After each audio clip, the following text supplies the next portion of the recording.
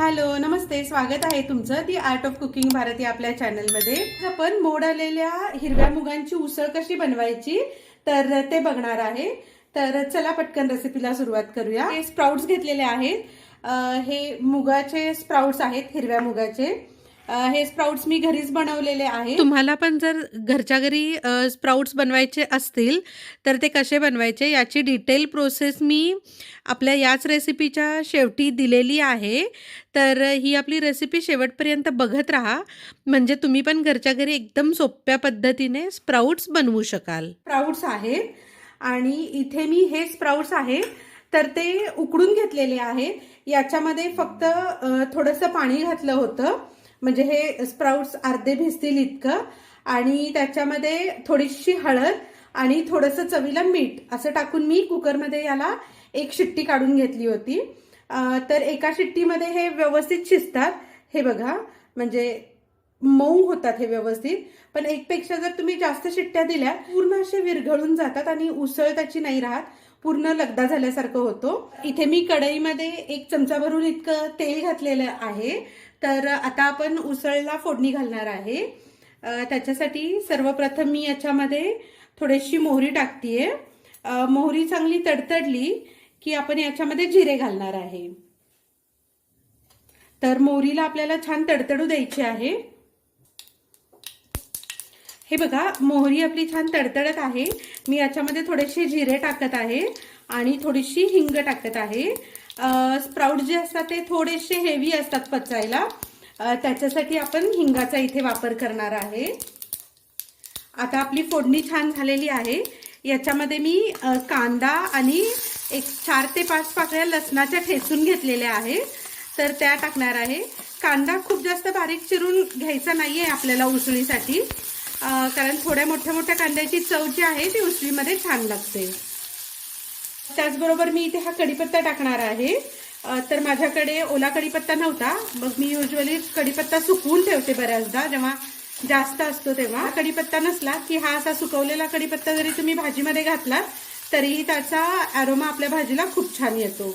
तर आपल्याला हे 2 ते 3 मिनिट कांदा थोडासा मऊ होऊपर्यंत परतून घ्यायचा आहे. कांदा पटकन शिजण्यासाठी आपण याच्यामध्ये थोडंसं 1 चिमूटभर इतकं मीठ टाकणार आहे. आता याला परतून घ्यायचं आहे छान मऊ होऊपर्यंत. हे जे उकडून घेतलेले स्प्राउट्स आहेत तर हे लहान मुलांना असेच खायला देण्यासाठी सुद्धा खूप जास्त हेल्दी आहेत. किंवा तुम्ही डाएट जर करत असाल तर डाएटसाठी सुद्धा याच्यामध्ये फक्त थोडासा कांदा आणि टोमॅटो टाकलं तर ते डाएटसाठी सुद्धा चालणारा पदार्थ आहे. तर असे उकडलेले जे स्प्राउट्स आहेत तर ते तुम्ही लहान मुलांना नक्की देऊन बघा, त्यांना खूप आवडतील. हे बघा, कांदा आपला परतून झालेला आहे, थोडासा हलका गुलाबी कलर आलेला आहे त्याला. याच्यामध्ये मी बारीक चिरलेलं जे टोमॅटो आहे तर ते घालणार आहे. तर रेसिपीसाठी आपण जे पण काही इन्ग्रेडियंट्स वापरले आहे तर त्याची लिस्ट मी खाली डिस्क्रिप्शन बॉक्समध्ये दिलेली आहे, तर तिकडून तुम्ही रेफर करू शकता. टोमॅटो पण छान मऊ होऊपर्यंत आपल्याला परतून घ्यायचं आहे आणि मीठ आपण आधीच घातलंय त्याच्यामुळे टोमॅटो पण पटकन शिजतील, त्यांना पाणी सुटेल लवकर आणि हे टोमॅटो पण पटकन आपले शिजून होतील. हे बघा, आपला कांदा आणि टोमॅटो दोन्ही पण छान मऊ झालेले आहेत. याच्यामध्ये आता आपण काही मसाले टाकणार आहे. तर हळद आपण मूग होते ते शिजवताना थोडी टाकली होती. याच्यामध्ये फोडणीमध्ये मी थोडीशी हळद टाकणार आहे. त्यानंतर मी थोडंसं धनेपूड टाकते इथे. त्याचबरोबर एकदम थोडीशी जिरेपूड टाकणार आहे. याला एकदम मिक्स करून घेऊया. हे जे घरचं लाल तिखट आहे, काळा मसाला म्हणतात आमच्याकडे याला, तर तो मी टाकणार आहे याच्यामध्ये. तर तुम्ही तुमच्या आवडीनुसार तिखट जसं तुम्ही खात असाल त्याप्रमाणे याची जी क्वांटिटी आहे ती कमी जास्त केली तरी सुद्धा चालेल. तुमच्याकडे जर हा घरगुती मसाला नसेल तर तुम्ही थोडासा गरम मसाला आणि त्याच्याबरोबर मग जी आपली लाल मिरचीची पूड असते ती घातलीत ना तरी सुद्धा चालेल, तरी सुद्धा ही उसळ खूप छान होते. तर 1-2च मिनिट तेल सुटूपर्यंत मी याला परतून घेते. आपले जे उकडून घेतलेले स्प्राउट्स आहेत हिरव्या मुगाचे तर ते मी याच्यामध्ये ऍड करत आहे. याच्यामध्ये वरून आपल्याला पाणी घालायचं नाहीये. जेवढं पाणी शिजवताना आपण घातलं होतं तर तेवढंच ते इनफ होतं. कारण ही उसळ आहे तर उसळ शक्यतो कोरडी असते, मूग होते, तर ते उकडताना आपण त्याच्यामध्ये मीठ घातलं होतं. त्यानंतर आपण कांदा शिजवताना त्यात पण थोडंसं मीठ घातलं होतं. तर याच्यात आपण चव घेऊन बघायची आणि त्यानुसार जर आपल्याला मीठ कमी जास्त वाटत असेल तर आपण मीठ ऍड करणार आहे. हे बघा, छान याला मी एकदा मिक्स करून घेते. हे बघा, मी हे व्यवस्थित मिक्स करून घेतलेलं आहे. एकदा 5 ते 7 मिनिट आपल्याला ही जी उसळ आहे तर ती शिजवून घ्यायची आहे. तर मी ही उसळ शिजवून घेते छान. तोपर्यंत तुम्ही जर दी आर्ट ऑफ कुकिंग भारत या आपल्या चॅनलवरती नवीन असाल तर आपल्या चॅनलला, दी आर्ट ऑफ कुकिंग भारत या चॅनलला नक्की सबस्क्राईब करा. मी झाकण ठेवत आहे आणि झाकण ठेवून आपल्याला एक 5 ते 7 मिनिट वाफ काढायची आहे. झाकण काढून बघूयात आपण. आपली जी उसळ आहे ती तयार झालेली आहे. फक्त इथे एक स्टेप करायची आहे आपल्याला अजून, म्हणजे आपल्या उसळची जी टेस्ट आहे ती अजून छान लागते. तर चमच्याच्या मदतीने थोडंसं आपल्याला याला 1-2 ठिकाणी फक्त असं प्रेस करून घ्यायचं आहे आणि मिक्स करायचं आहे. असं केल्याने काय होतं, यातले जे काही स्प्राउट्स आहेत तर ते थोडेसे फुटतात आणि त्याची जी चव आहे ना तर त्या उसळमध्ये अजून छान येते आहे. तर ती मी धपाटे असतात त्याच्याबरोबर सर्व करणार आहे किंवा थालीपीठाबरोबर पण तुम्ही सर्व करू शकता. चपाती भाकरी बरोबर पण ही एकदम छान लागते. ही आपली कोरडी अशी उसळ तयार आहे. पण जर समजा तुम्हाला ब्रेड बरोबर किंवा पावाबरोबर जर खायची असेल तर याच्यामध्येच ना तुम्ही या स्टेजला आता थोडंसं पाणी गरम करून घ्यायचं आहे आणि ते पाणी आपल्याला याच्यात ऍड करायचं आहे आणि त्याला एक छान उकळी काढायची आहे.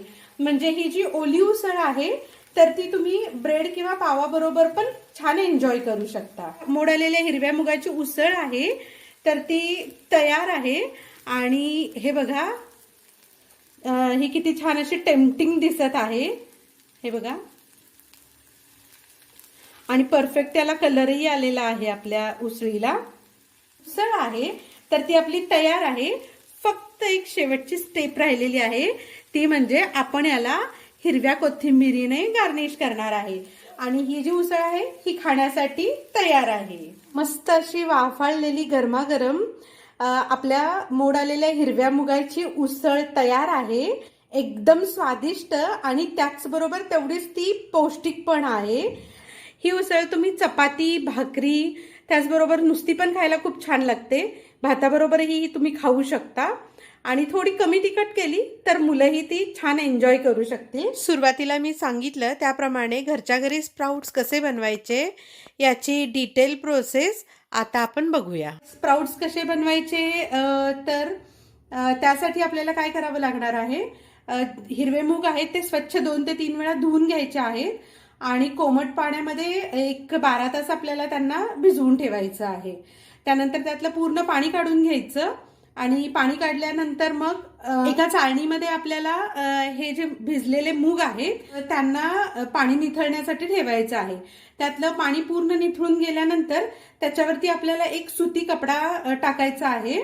म्हणजे पूर्ण जे आपले मूग असतील हिरवे तर त्यांना वरून सुती कपड्यांनी कव्हर करायचं आणि ती जी गाळणी आहे ज्याच्यामध्ये आपण पाणी निथळण्यासाठी ठेवलेलं आहे तर ती आहे अशी गाळणी उचलायची आणि एका दुसऱ्या आपण भांड्यामध्ये ठेवायची आहे.